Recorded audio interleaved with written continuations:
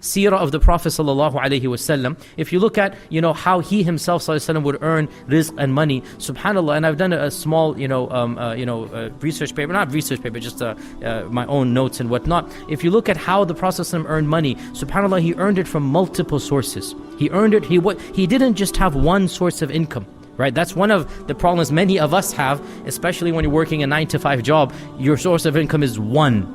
That's not the methodology of our Prophet ﷺ. Our Prophet ﷺ, at times he engaged in business. He would buy and sell. And this goes back, as you know, to the time of Khadija. At times he had a manual labor. He would work as an employee, a 9-to-5 job. He did that in the beginning of Mecca. He would actually go out and, take the shepherd and goat. So he actually had an equivalent of a 9-to-5 job. So he had a career. He had a business. At times he would buy and sell.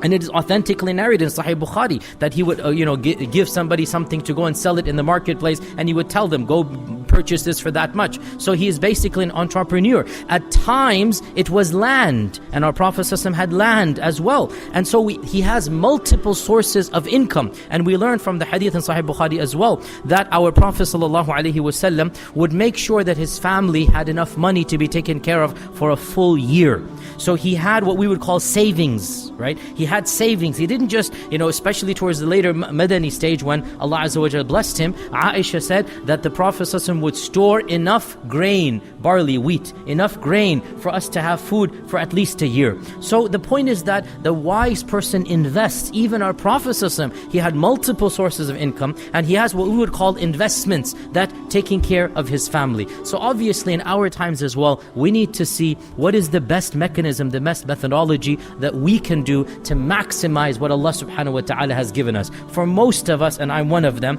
I'm not a financial expert guy, okay? I earn this amount of money. I don't know how best to invest it. I don't know the best stocks to choose. I don't know. That's not my forte. I didn't spend 25 years doing Wall Street, alhamdulillah for that personally. But anyway, that's not what I'm doing, alhamdulillah. So what do we do? Well, I don't want to invest in haram.